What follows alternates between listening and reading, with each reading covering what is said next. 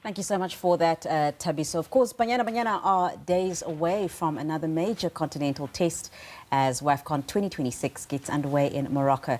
South Africa opened their campaign against Tanzania on the 27th of July, with Ivory Coast and Burkina Faso also waiting in Group B. Now, this edition carries even greater weight as it serves as Africa's route to the 2027 FIFA Women's World Cup in Brazil. The challenge is clear: compete for the title, but first secure a semi-final place and a World Cup ticket. To unpack this, we are joined in studio by Tholakele Mnganga. Tholakele, very good afternoon to you and welcome to Week in Review. Thank you so much. Thank you for having me. Yeah, thank you for coming through. It's great to have you here. I mean, just speak to us about the importance of, WAFCON for South Africa. It's not only going into WAFCON and continental pride that is at stake, but of course World Cup qualification as well that we need to consider. Absolutely, and I think for this Banyana Banyana team, especially when you consider that we finished fourth last time out, we know the off-field issue they had about the monetary situation. So there is that pressure that is on them to make sure not only are they qualifying for the World Cup, but they're also putting in performances that are making us re-believe in this team again. Because I don't think there's any doubt about their quality. It's just a concern about, have we possibly reached a peak where there's concerns that with Coach Desiree Ellis having been in the job for close to 8 years, are we doing enough to reinvent the team? Are we still relying on the experienced core to constantly be the ones that raise their game? Do we have enough players coming through the system to make sure that our youth ranks are developing young ladies that are able to play this game? So there is a lot of pressure on and off the field. It's a chance to kind of possibly complete the cycle with a lot of the experienced names, but also usher in new names that can carry this brand and this team to the next level.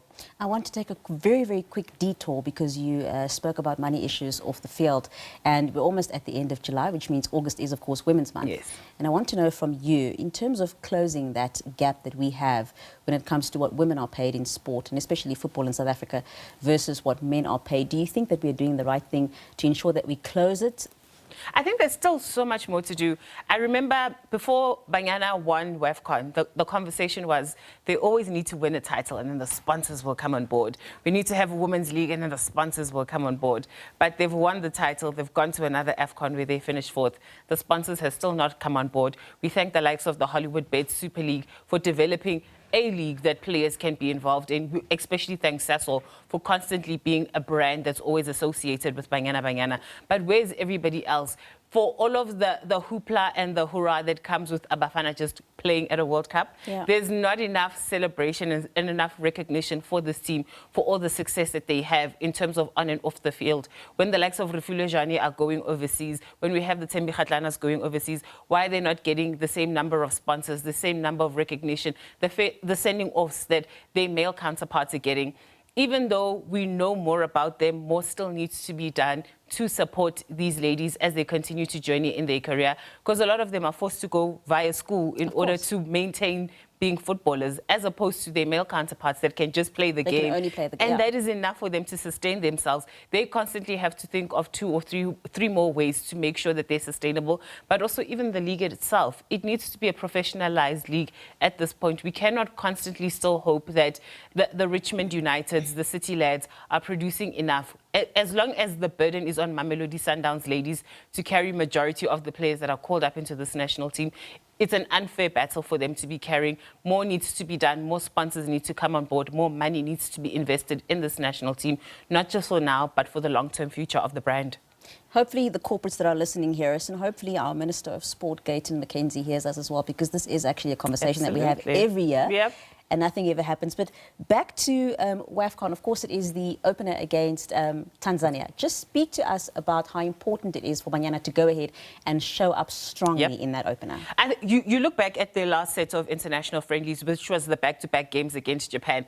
The 5-0 drubbing would have been cause for concern where you're going, okay, I know it's less than a month until you're preparing for WAFCON, but there were just moments there where you're thinking, is the team really ready? But I think that they came back and they won that second game 1-0. You had a lot of your experienced players kind of showing up and understanding that, hey, this is an important last few weeks as we kind of finalize the 11 that will play at WAFCON. I think the quality is always there. It's how they gel together, which was, again, the issue when it came to the last I'm so sorry to interrupt you, but we do have the president who is currently standing by. Let's just quickly go over to President Cyril Ramaphosa. My office work to be done every day, to be amongst the people. This is excellent. Thank you, guys. Thanks, Thank you for being here. Thank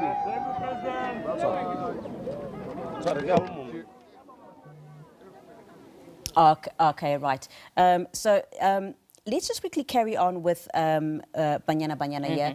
Of course, the president is currently going through, as you've seen him there, making a few doorstops. So we will be going in and out and checking up on what he is doing there. But just quickly back to Banyana, we have touched on the opener that they do have with Tanzania. We've touched on some of the other teams that are also in Group B, which I actually mentioned in my intro. So who are some of the other teams that you think would pose quite a bit of a threat to Banyana? I know. You smiled before you started answering. Every tournament, we always Nigeria. Let's be honest, they are always our rivals, whether it's the men's game or the women's game. But I also think this team can't think that far yet. You really do have to just focus on your group, and that you start with that Tanzania game. You have to make sure that the performances are sorted and you're actually getting the goals there. I think what's great is that Thembi Kgatlana's back, an experienced campaigner who's been there, done it. A lot of those experienced ladies will have to come to the forefront of this team to lead by an example, to make sure, especially with that semi-final carrot dangling in front of them, it's very important for them to just take it a game at a time. If they can secure victories in their first 2 games, they're sorted. Now that they can start thinking and say, okay, maybe a Morocco is on the horizon, maybe a Nigeria is on the horizon.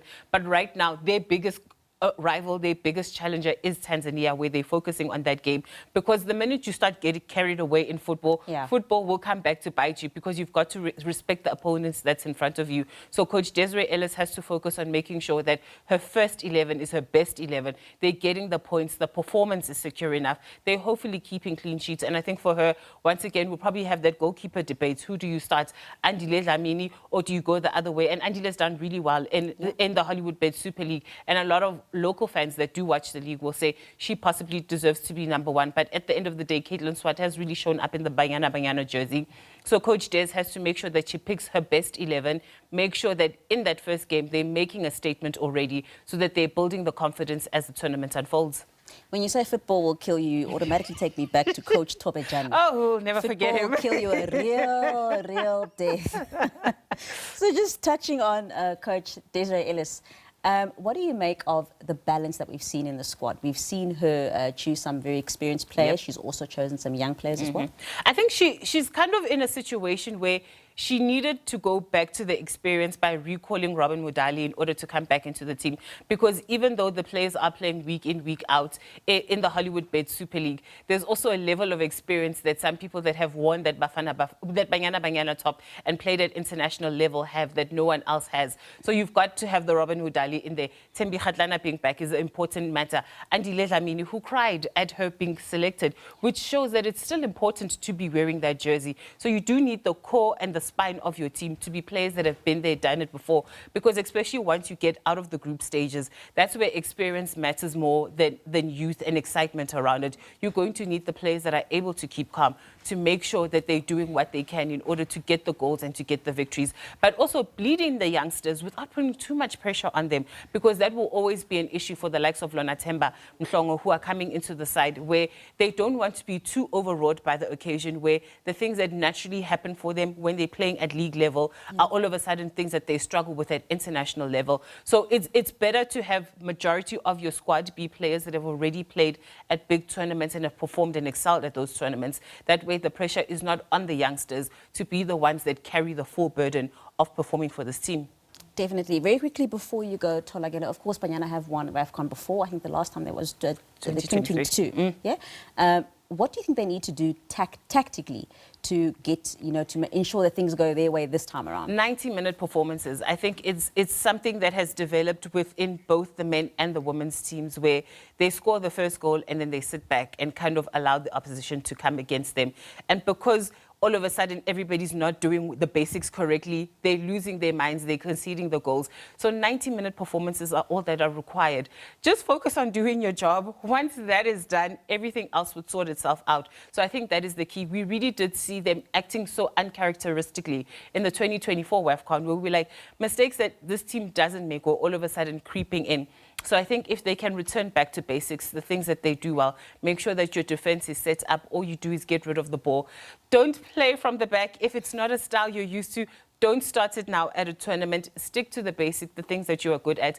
The attackers will do their job well. Refilwe Jane has always been great in connecting the midfield with the attack. Thembi Kgatlana can score the goals. Hilda Magai can also score the goals. So it's about focusing on what everybody does well, and then the result will hopefully turn in their favor.